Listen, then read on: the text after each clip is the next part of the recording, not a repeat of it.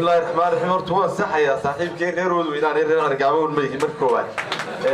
الحمد لله رب العالمين إلهي ما مهله إنه نبض قمنا وعفمات قمنا مدرسة مناسبة ما تشوفوا كيني مرة بعض حين لنا الحمد لله رب العالمين أولا وزير الدولة وزارة معدنية تمرتع مدن اسمع يوسف اسماعيل جرس وزير الدولة وزارة قاشاندقة عبد الرحمن أحمد إسماعيل agaasimaha guud ee wasaaradda hawlaha guud gaadiidkii guryeynta Mukhtaar Maxamed Ali xildhibaan Maxamed Xaaji Yuusuf Axmed Cali Waabeeye gudoomiye ku-xigeenka gobolka Daadmareer duqa degmada Boorame xildhibaanada golaha deegaanka Boorame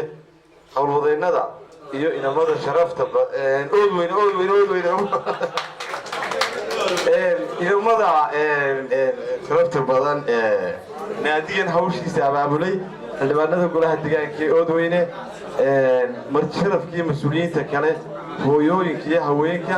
cuqaasha iyo culimada wartahada halmaan kuma jireen waa dhacdaayeen dhammaantiin waxaan leeyahay salaamu calaykum waraxmatullaahi wabarakaatuh waxaan ka cadhooday ninkii iga saaray reer Oodweyne dhammaantiin waxaan leeyahay salaamu calaykum waraxmatullaahi wabarakaatuh farxad weyn bay maanta noo tahay halkan degmada Oodweyne xarunta gobolka Daadmareer inaanu idinkala soo qayb galno munaasibadan daahfurka naadiga akhriska iyo qoraalka iyo dhaqanka علي سجل عقال دون عربيت الله ونحرسته إن شاء الله تعالى إلا ما تانو كل سجنين أي الفاتحة ومر دمانتين إلى قبر قول نوريو جنة الفردوس وقدامه. رسول بعد وقت. الناس بيوسف هل كان تاريخ هذا بدن بالغ شيء علي سجل عدو هان والله شيء قف كستينو وقرنايا نبين بوكسو قاروي تيسي وكيري inta kale nasiibkooda in halkan ka hadashaana laabtay ku haysataa weynuna u ducaynay aniguna inta halkan joogay runtii abwaan maan ahayn fankana kuma jiro laakiin saddex yar baan u tiriyo intaynu halkan joognay bay anigana igu soo maaxatay taasina waxay muujinaysaa shacaylka inuu qabno abwaankiinii weynaa ilaahay oofsaday waqtigiisii waxaan aniguna cali sugle abwaan buu ahaa laga garaad qaato taariikh guuna buu lahaa تاريخ بونا بولها تاجن أبيتكي مجلس سوا كتب سنة جيجا سومالي دا جبيدي سي جوبا بدأ يجو شوال لكرواق صدي ورد حل مكورانا وكريه النيالا جندي كحوها جميسدين وقت يجي جميسي جبيدي شوية تبرا صوبحان تروتي واحد لو حسوس تعالي سوله حكمة حرمه يحيل ديري وأنا تكنتين إنه ما تعلم كل حسينه تاريخ ديسي علي سجل عقال دون عربيت وحكومة شيء مجال أودويني حروت جوال كتاب مرينا ما تشوفونه كوسا قال بقول يلي هي صوتهم كي وحنا أها إن الدول حسن حرسي تاريخ دي أولها هل كان كي جتها بقى شيء تدكي سمات وحيكون دقيه جوال كتاب مرين يتجمد أودويني وحال كان شوف تميت كمدا الله نحرسته سجى حاسس كيسي إن تيسي هذا علي سجلات شوكتا أو مرودة أم حاسكا الشيخ القرآن كالكي نوجو آخر آية الشيخ البلد كدجاكا ما أنت ماموس يوم مدناوي ويه هدي أودوينه مجالد يكون شيء وتاريخ ديسي كو حسينه تاسوحي كتب شو ميسا إننا اللوين إننا هالمامين أينو حسوسنا هاي ناديا آخر سكيو قرالكا عدكست أو أباب شيء إن كي ناصر هالكن كهذلي أي مسكحي سيمان كيسة كسوة محتي هم يجي سيها لبور كيسة هاي ما تريتين إنه يسكون معنا أن كده علين وقت كبير قليل أدبر لكم هذا نغيا عدي عن قبضتي تذكي وهالكن كحسي تدوينا غير أدوينا سود دوي أنت هالكن كسوة غير كشيء أنت أنا وان أدبر لكم هذا علنيا عدي عن كي جيستي إن كيبو ريش تبغى $1 قادان كا تذكي أو بلاوي iyo mas'uuliyiintii kale buwaagta ku deeqday iyo kuwa kale aan halkan ka sheegay inay dawlad diyaariyo hablo hadii dahabkooda bixin doonaanba aad baan ugu mahad celinayaa waxaan leeyahay aynu maktabada u gurmano aynu wax ka qabano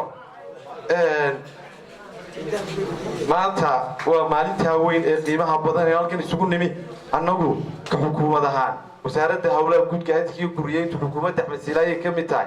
dhulka ay bixisay waa dhulkii xukuumadda حكومة هان دول كي واتاسوان وبحناي اسمه وانو بلابي دونا وحن كلو عن كدريا وان هالكين كيكر دواقينا حارونتا ما أنت وحي الدهفرين نادي xarunta naadiga loo samayn doono haddaanu nahay xukuumadda ama xubnaha golaha wasiirada halkan u jooga annagoo markii koowaad dhulkii bixinay mar labaadka waanu qalabaynaynaa xafiiska qalabkiisana annagaa keenaynaa xukuumad ahaan arrimaha noocana waanu soo dhawaynaynaa waanuna taageernaa muddadii xukuumadda xisbiga kulmiye jirtayna naadiyada akhriska iyo qoraalku way soo bateen halkaraan burco berigii udub muu jirin aadkada booramena ma jirin kan maanta aynu daad mareer ku asaasaynaana ma jirin waxa weeyaan siyaasadda cilmiyeysan ee madaxweyne axmed siilaayo qarankan ku hagay muddadii uu talada dalka hayay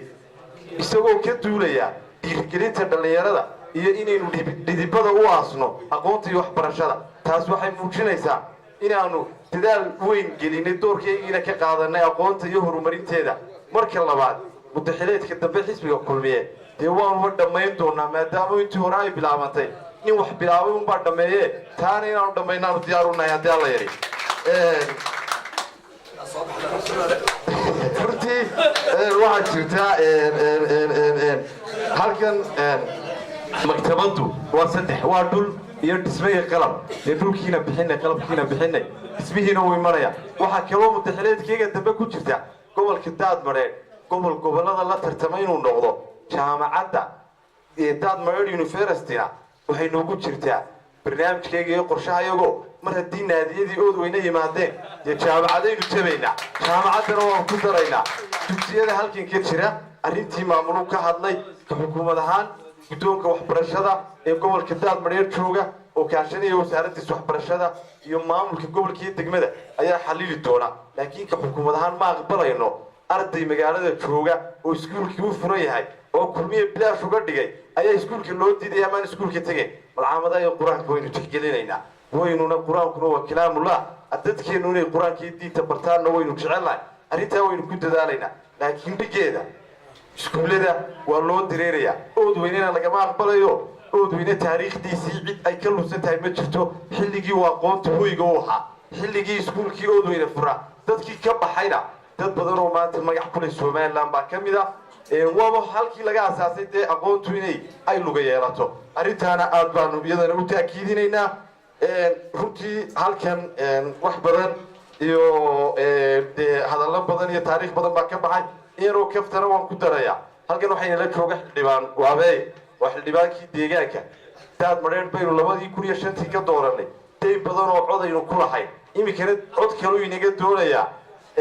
xildhibaanku wuxuu kaloo halkii inooga sheegay in allaha u naxariistay cali sugulle dun carbeed uu duco u soo diray daynkii codka ducana uu ku darsaday ee maktabaduna isagay diinkaa iyo oodweydayba way sugayaan markaa xildhibaanka waxaan leeyahay 100 bug way ka badnayday oo arrintaa waa lagaa sugayaa intaas waa iga gabtan waxaan ku soo gebagabaynayaa hadalkayga reer daadmareer iyo reer oodweyne waxaa lagu yaqaanaa dadaal fara badan waxaa lagu yaqaanaa karti fara badan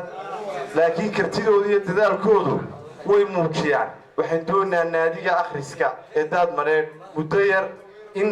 waa tii wiil waalislaan gabadh intuu mar guursaday isagoo jaabinayna caawana ها برينا أمور وحين ربنا ناديني ما ترى إنه فرنا ساعة دبنا إنه صباح تادي أربعة نحي دي أدو ما تنتين قلت هي جبدي وحن كل دردار ما ينادي آخر سكية قرالك على سهولة دون عربيت إن تدال في عن لقليو إن لو ديار قروبه رمرين تيسا إن أينو دمانتين كم عايز كوكب سنة وحكلا وشرف في يقول دينا ما يرد اللي يراين إنه مقالة دين شوقه سيدنا هول كانوا قلت مع الدين سيجي يقول يستدقاك حيجيا هكور دقاقنينا حفيز كور استاجا إلا هو يدين فيليو وحيو نادي الدور عربي دونيو وحن كل دردار من الدلالات بدن وحن كسر كوريا وام حي فائدة ناديين سدح فائدة وحن بارسية مر علي سقولين وحسينا هو إنه كحسوسنا marka labaad naadiye badan oo Soomaaliland ka jira waxa ku qoran naadiga akhriska iyo qoraalka kani wuxuu dheer yahay akhriska iyo qoraalka iyo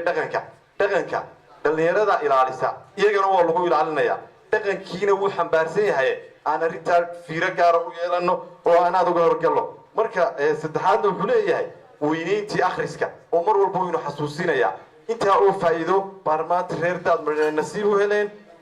wixii kale ee shakhsiyana waan ka qayb qaadanaynaa waxaan ugu diyaar maantahay 25 buu oo aan imika sido inaan ku wareejiyo naadiga waa kuwan weliba buwaagtaasi waxay ka hadlayaan ganacsiga markaynu ano waa maxay ganacsiga waad aragteen oo dhallinyaradeenni shaqo la'aan bay ka cabanaysaa shaqo la'aani ma jirto ee innagaa shaqadii ka shareeran haddaynu ganacsi abuurno haddaynu goobaha ganacsiga ka shaqayno ee haddaynu meel kale wax ka qabannaba way inoo furan tahay buugtani markaa waa guusha ganacsiga ay tilmaamayaan maadaama aanu nahay wasaaraddii ganacsiga iyo maalgashiga waxaa naga go-an annagoo siyaasadda madaxweyne axmed siiyaayo fulinayna in ganacsigu uu hirgalo in maalgashiga la meel mariyo in dadkeennu ay maalqabeen wada noqdaan aynu ka maaranno inaynu isweydiinno 25 buugna iminkaan wareejinayaa diyaaru xaruunahay wixii dambe in adigu u baahan yahay inaanu keenno aad baa mahadsantihiin wasalaamu calaykum waraxmatullaahi wabarakaatu